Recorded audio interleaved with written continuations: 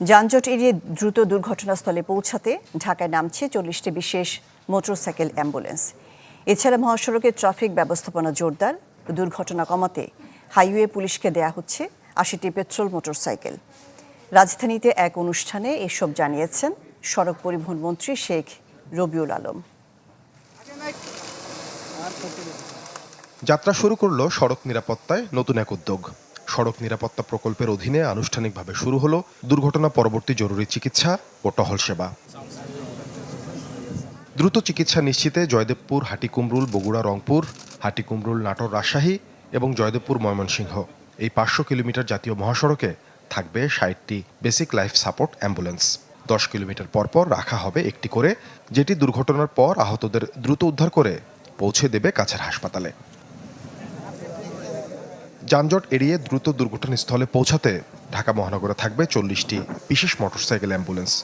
মহাসড়কে ট্রাফিক ব্যবস্থাপনা জোরদার করতে হাইওয়ে পুলিশকে দেওয়া হয়েছে 80টি পেট্রোল মোটরসাইকেল।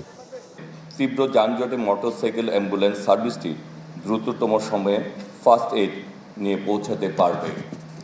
একইভাবে হাইওয়ে পুলিশের 60টি নতুন পেট্রোল মোটরসাইকেল মহাসড়কের গতি নিয়ন্ত্রণ। নগদ নিয়ে এলো হার না মানা হার অফার। সর্বনিম্ন 10,000 টাকা রেমিটেন্স নগদে পাঠালে থাকছে স্বর্ণের হার জেতার সুযোগ। রুটিন পেট্রোলিং এবং দুর্ঘটনাস্থলে শৃঙ্খলা বজায় রাখতে অত্যন্ত কার্যকর ভূমিকা রাখতে পারবে। এই একই মহাসড়কগুলোকে কেন্দ্র করে আমরা 24টি ট্রমা সেন্টার চালু করার জন্য ইতিমধ্যেই উদ্যোগ নিয়েছি।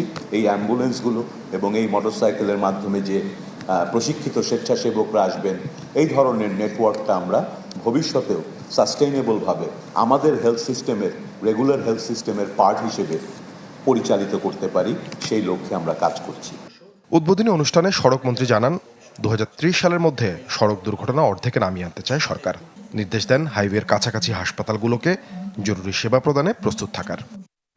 আমরা চাইব হাইওয়ের পাশে যে সমস্ত হাসপাতালগুলি আছে সেখানে আলাদা ইউনিট একটা থাকবে এবং 10 কিলোমিটারের মধ্যে একটা অ্যাম্বুলেন্স আমাদের রাখার যে পরিকল্পনা আছে সেটা আমরা নিশ্চিত করব। কিন্তু অ্যাম্বুলেন্সগুলি যথাযথ সুবিধা নিয়ে আহত হওয়া বা দুর্ঘটনা কবলিত ব্যক্তিকে যাতে প্রাথমিক এবং প্রয়োজনীয় সেবা নিশ্চিত করতে পারে সেই প্রস্তুতিগুলি হাসপাতালে থাকতে হবে। সড়ক ও জনপদ অধিদপ্তর, পুলিশ, বিআরটিএ এবং স্বাস্থ্য অধিদপ্তরের যৌথ বাস্তবায়নে পরিচালিত হবে এই সেবা। আমরা সচল করার চেষ্টা করব। সাদবিন শফিক, চ্যানেল 24, ঢাকা।